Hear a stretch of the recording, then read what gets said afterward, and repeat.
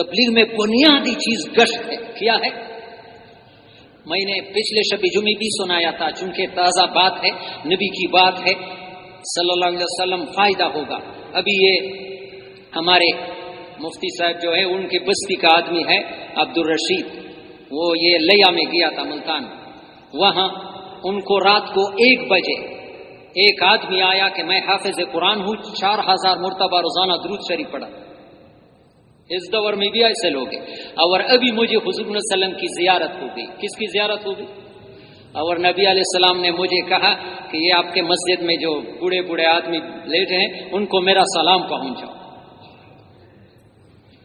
لوگ کہتے بیکار لوگ ہیں، اور نبی ان کو سلام پہنچ. اور چند باتوں کا اہتمام کرو، چند باتوں کا.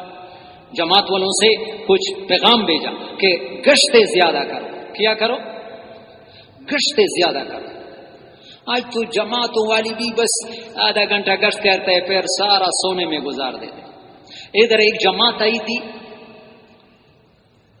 مظفر گڑھ کے ساتھ خانگڑھ علاقہ ہے. یہ اتنی سخت علاقے میں نیکبند میں جہاں تبلیغ کا کام بہت کم، وہاں پوری جماعت 3 چیلے کی وصول کی تھی. ادھر مجھے بتایا ایک حافظ نے کہا کہ میرے پیچھے 28 مرتبہ آ گیا ہے. ایک آدمی کے پیچھے 28 مرتبہ گڑھ. صبح کو نکلتے تھے، کوئی شام کو آتا تھا، تکی ہوئی نقد وصولی کرتے. تو گشتے، یہ نبی علیہ السلام کا پیغام ہے. جماعت والوں سے کہو کہ گشتے زیادہ کریں. دوسرا استغفار زیادہ کریں. استغفار. ابھی جو بارش نہیں ہوتی ہے نا، خدا کی قسم یہ اتنی پکی بات ہے، لیکن مسلمان کے ذہن میں یہ نہیں آتا ہے. دوسرے سوچتے ہیں کہ استغفار سے اللہ پاک بارش برسانے کا وعدہ ہے. بارش مانگتا ہے لیکن استغفار کرنے کے لیے تیار نہیں. استغفروا ربکم انہ کان غفارا یرسل السماء علیکم مدرارا. قرآن میں وعدے ہیں. النبی فرماتے ہیں استغفار زیادہ کریں. تیسری نظروں کی حفاظت کریں. نبی نے کیا تازہ نصیحت ہے نبی کی. نبی کو جو خواب میں دیکھے گا وہ جھوٹا نہیں ہو سکتا. یہ سوری رات موبائل کے ساتھ بسترے میں، خدا کی قسم یہ دل میں ظلمت پیدا کرتا ہے. میرے جیب میں تقی عثمانی صاحب کا فتویٰ لکھا ہوا ہے کہ یہ آنکھوں کا غلط استعمال دل میں ظلمت ہی ظلمت پیدا کرتا ہے، پھر نیک عمل کی توفیق نہیں ہوتی. ضرورت کے لیے موبائل سادہ رکھو. ساری رات ایسی چیزیں دیکھنا ایمان سے خالی کر دے گا. تم یہ نبی کی نصیحت ہے، میری نہیں ہے کہ ان سے کہو کہ نظروں کی حفاظت. اور چوتھی امت کے لیے دعائیں کریں. امت کے لیے دعائیں کریں. تو میرے پیارے بھائیوں، ایک بات عمومی میں بیان کو اول سے آخر سنا. دوسرا گشتوں میں نکلنا، عمومی گشت میں نکلنا. خصوصی ملاقات نہیں، عمومی گشت. کس کس کی نہیں ہے کہ محلے کے گشت میں جتنے بھی ضروری کاموں میں گشت نہیں چھوڑوں گا. تم دیکھو تو صحیح، عمومی گشت کی دعا اللہ پاک کے عرش کو ہلا دیتی ہے. مولانا الیاس یہ تہجد سے بھی پڑھی ہے. تم دیکھو کہ تمہارے پریشانیاں دور ہوتی ہے یا نہیں ہے.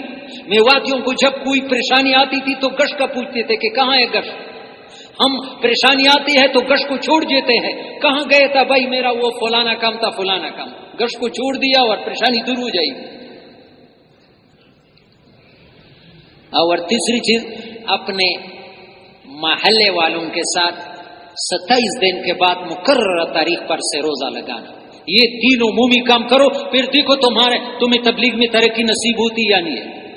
کبھی 2 مہینے کے بعد سے روزہ، کبھی تھوڑا سا کام سے روزہ، ثواب ملے گا، اس میں کوئی شک نہیں ہے. لیکن ترقی محسوس ہو، اہتمام عمل نہ ہو تو ترقی.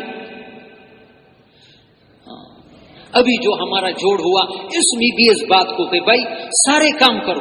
یہ مطلب نہیں ہے کہ دنیا کا کام نہ کرو، دکان نہ چلاؤ، ملازمت نہ کرو، سب کچھ کرو، لیکن تبلیغ کا جو وقت ہے اس کا وقت آ جائے سارے تقاضوں کو پیچھے کرو.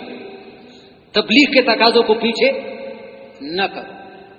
پھر دیکھو اللہ پاک تمہارے کیسے کاموں کو بناتے ہیں. اگر تبلیغ کا کام پیچھے کر دے تمہارے دنیا کا کام بھی بنے گی نہیں. یقین کرو، پریشانیاں پڑوں گی. معمولی چیزوں سے روزہ پیچھے، چلہ پیچھے، پھر کہتے تبلیغ میں بھی لگا ہوں پریشان. حالانکہ ادھر مولانا عبید اللہ صاحب نظام الدین کے شیخ الحدیث وہ فرماتے اس دور میں جو یہ کام کرے گا 50 صحابہ جتنا اللہ کی مدد ایک کے ساتھ ہوگی. اتنے کام کے ساتھ پھر پریشانی آ سکتی جس کے ساتھ 50 صحابہ کی مدد ہو اور اجر بھی 50 صحابہ، لیکن وہ تو صحابہ کے طرز پر کرے گا تب۔ اللہ ہم سب کو اسی، ہمارے لیے نمونہ جو ہے صحابہ ہے۔ مولانا یوسف رحمہ اللہ نے بیان فرمایا، چاہے ہم پیلی سیڑھی میں ہے، جیسے ایک چھت ہے اس کو 100 سیڑھیاں ہے، پیلی سیڑھی میں ہے، لیکن نیت ہو کہ ہمیں وہاں پہنچنا ہے، اور 20 کی رفتار سے تھوڑا آگے بڑھنے کی کوشش کرے، اللہ پہنچ جائیں گے۔ نہیں پہنچے گے قیامت میں ان کے ساتھ حشر ہوگا، یقین کر۔ کس کس کی نیت ہے کہ وہاں پہنچنا ہے انشاءاللہ۔